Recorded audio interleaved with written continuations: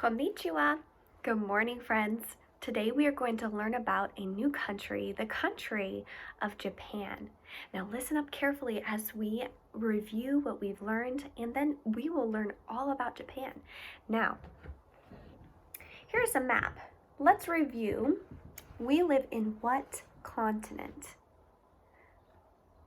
Yes, the continent of North America. We live in the country of the United States and the state of California. Now, do you remember what ocean is next to us? Yes, that is the Pacific Ocean. Excellent.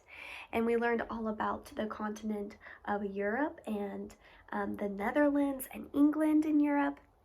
We also learned about Peru in South America. And now, today in Japan, Japan is in the continent of Asia. Asia is this yellow section right here, okay? And Japan is actually many, many islands right here, right next to China and Korea. So if you look carefully, right there, those islands right there are the islands of Japan. And actually, a couple years ago, Miss Northcutt, I got to actually go and visit a missionary family in Japan, and they live on the island right above, and that island is called Hokkaido. So I actually have been to Japan, and I'm excited to share with you my experience and how amazing and fun it was. So let's go ahead and talk about Japan. Today we will learn and visit a small country that is close to China. It is part of Asia too. But I don't think you will guess where it is. It is next to what ocean? This is a tricky one. It is actually next to the Pacific Ocean, like we are next to the Pacific Ocean. So if you would go on the globe and you would go around, you would be able to come back to us on the Pacific Ocean. So they are also next to the Pacific Ocean. And what do we call land that has water all around it? Yes, I said it's an island, and Japan is made up of many, many islands. Japan is actually basically mountains. The whole island is like a mountain. So in the middle of Japan, it's mountains. So we're going to learn all about that today. Now, here are some pictures of Japan. These are the islands, and this is where I got to visit. Now, how can we travel to get to Japan? What would be the best way, you think? By airplane, probably, or by ship? If you did by ship, it would probably take a long time. But Miss Northcutt, I flew a plane to Japan. Now, our friend here, her name is Miyako. And Miyako lives in Japan. She is excited about having us come to visit her island country.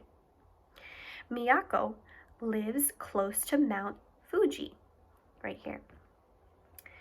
One of the most beautiful mountains in the world. It has snow on it most of the time, but in the summer, people are allowed to climb to the top. You can see for miles and miles from there. Before we leave Japan, we will see many more mountains. There are so many mountains in Japan that there is not enough land for farming. These farmers have a clever way to get more land. However, so they cut steps into the sides of their mountains and plant crops on the steps. This is called terracing. The Japanese grow many good things, especially a lot of rice because they eat rice every day. The farmers flood their rice fields with water. Rice has to have wet fields to grow well. And I know that's true because when I visited, all of the areas there were covered with rice fields, and the water was in there too. So it almost looked like a lake, but with plants growing out of it. And those were the rice plants. So they have to be very creative in how they are able to plant because there's not a lot of space to plant. Miyako will take us to see Tokyo. Tokyo is one of the largest cities in the world. Someone pushes us as we start to get on a crowded train. Miyako explains that the pushers are not being rude. During the busy times of the day, these people get paid to push so more people can get on the train. As the train pulls out of the station, we see signs that have the same kind of writing as we saw in China. So they have similar, their characters that they use in China and in Japan are different, but they look similar in that they use the characters to write. We have to look quickly because the train is starting to go fast. It can go 150 miles per hour. That's so fast. That is more than twice as fast as Dad can go on the highway. No wonder they call this train the Bullet. Now, when I was in Japan, I got to ride a bullet train, or a very, very fast train, and there weren't a lot of people on because we didn't go when it was super busy. But if you go on the train, it's very quiet. Nobody talks, and lots of people, they either take a nap or they read, and you're not supposed to talk. You have to be really quiet. So that was very interesting, since in America we like to talk to friends and talk to new people, and so in Japan they're very respectful and they don't talk on the train, and they do push if it's busy and they're trying to get a lot of people in. They will have people come push you in, and then you're stuck right next to someone else. So that does definitely happen in Japan because there's so many people that live there. All right. Now, Japan also has many earthquakes. In Tokyo, you can usually feel the ground shake a little every few days.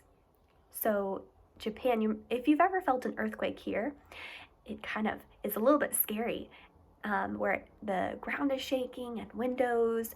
But in Japan, it happens a lot, and that's why they have to rebuild their buildings and houses every few years because of all of the earthquakes. And so that's how they live in Japan. Now, once in a while, a bad earthquake will shake Japan so badly that buildings fall down. So they have to rebuild if there's a really, really bad earthquake. The Japanese also eat a lot of fish. They often have sushi. And sushi is basically rice and with things like fish and vegetables added on top. And Miss Northcutt got to try so many different types of sushi there, and fish, they have so many different types of fish that I had never even heard of, and they love fish, and it's so healthy for you, and in Japan it's very cheap, so a lot of the people in Japan eat fish and rice every day. So let's review and talk about what we've learned so far. I'm excited to share more with you. Let's talk about our paper that we're going to do today, okay? Our paper it looks just like this on page 125 and 126. So, first thing you're going to want to do is write your name at the top, and then I'll explain this picture. It says, Miyako eats at a low table with her family. Her house has sliding walls inside. The walls are made of paper. And in traditional Chinese homes, a lot of the families like to sit on the floor and eat, and they have a low table, so you can do that. And that is very traditional. Japanese children work hard at school. Miyako writes her name like this. So this is how the characters look in Japanese. And when I went to Japan, I got to teach some of the kids, and they start learning another language. They started learning English when they are just little boys and girls, and they work very hard. They go to school all day, and then they want to learn English, so they come to an English school where I got to go, and they learn how to speak English. So here is a picture of Miyako, and inside her house you can see they like to drink tea and rice, and they use chopsticks to eat. And so we'll continue talking about that tomorrow. But at the back, it says Japanese children like to play baseball. And Miss Northcutt actually got to go to a baseball game in Japan. And it was so cool and neat to see and experience that. It was so different than a baseball game in America, but it was so much fun. And a lot of kids like to play baseball. And then down at the bottom, it says many Japanese homes have koi fish in their garden ponds. And koi fish are orange and white, and they're very beautiful. In the parks, you'll see the koi fish as well. So go ahead and get out that orange crayon, and you can color where it says orange, and you will see the beautiful koi fish in their ponds. All right, so let's review with some questions before we go. First question, on what continent is Japan located? Do you remember the continent? It's the big yellow section here. It is Asia. Can you say Asia? Yes, Asia. Now, what beautiful mountain is in Japan? Yes, it is Mount Fuji, Mount Fuji. And what are the fast trains in Japan called? Yes, they are the bullet, and it's probably called a bullet because you know how bullets and guns are really fast, and this train is super, super fast as well. And what do Japanese farmers do to make more farmland? Remember, there's not a lot of space because of the mountains in Japan. Yes, they basically like cut steps into the sides of the mountains, and that is where they can plant crops, so that way there's a flat area instead of a slope. They cut it and cut it so that way they can plant their crops there. And what kind of food do most Japanese eat every single day? If you said rice, you are correct. So if you ever go to visit Japan, expect to eat a lot of rice because they love it there. They eat it all the time. All right. Well, thank you so much for joining us in today's lesson about Japan. And don't go anywhere. Finish that paper and stay tuned for our next lesson all about Japan. And until then, we'll see you guys later. Bye-bye.